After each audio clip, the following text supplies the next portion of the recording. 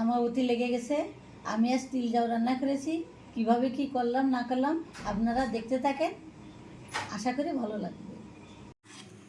নমস্কার বন্ধুরা, আজকে আমি তিল জাউ রান্না করব।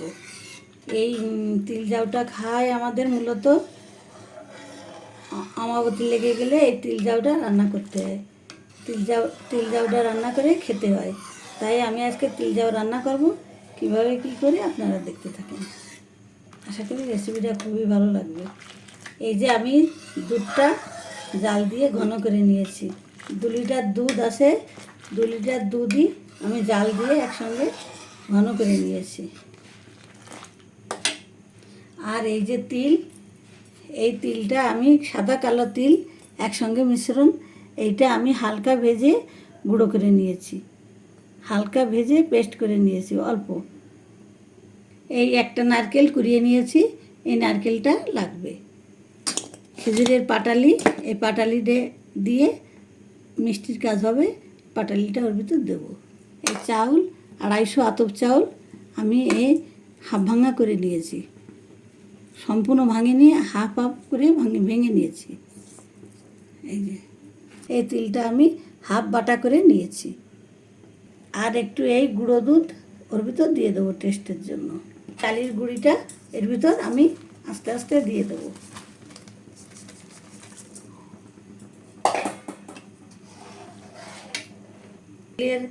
তিলটা পেস্ট করে রেখেছিলাম, এটাও দিয়ে দেবো, এর ভিতর দিয়ে দেবো। এই তিল ভাঙা এটা আমি ভালো করে একটু জাল দিয়ে সিদ্ধ করে নেব।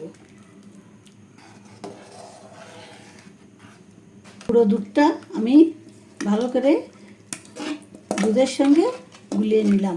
এবার এটা আমি এর ভিতর দিয়ে দেবো।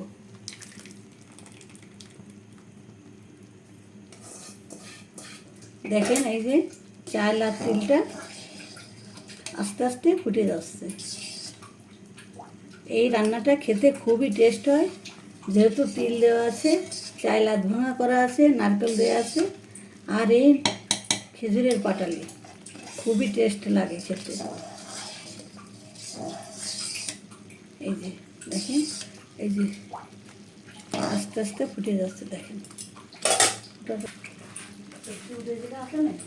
এটা সিদ্ধ হয়ে গেছে। আমি এবার এর ভিতর মিষ্টিটা দিয়ে দেবো।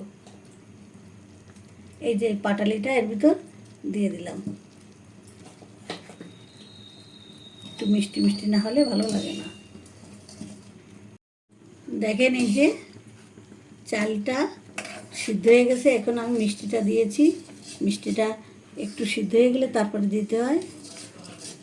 এই যে দেখেন আমার এই তিল জাউটা রান্না করা হয়ে গেছে। দেখেন আমি এর উপরে একটু তিল ভেজে রেখেছিলাম, সেই ভাজা তিলটা এর ভিতর ছড়িয়ে দিয়েছি। ভাজা তিলটা দিলে কী হয়, ভালো একটা ফ্লেভার বের হয়, খুবই ভালো লাগে খেতে। এই জন্য ভাজা তিলটা নামানোর আগে এর ভিতর ছড়িয়ে দিয়েছি, আপনাদের দেখাতে পারিনি। তিল জাউটা কমপ্লিট হয়ে গেছে, খুবই সুন্দর। এখন আমি পরিবেশন করে আপনাদের দেখাবো। দেখেন তিল জাউটা রান্না করা হয়ে গেছে, আমি ঢেলে নিয়েছি, এখন পরিবেশন করে দেখাচ্ছি। এই যে দেখেন কত সুন্দর হয়েছে, এই খুব সুন্দর ফ্লেভার বেরাচ্ছে তিলের। তিল, নারকেল, তারপরে পাটালি, খেজুরের পাটালি, দুধ, কত সুন্দর হয়েছে। এবার পরিবেশন করে দেখালাম, আপনারা দেখেন।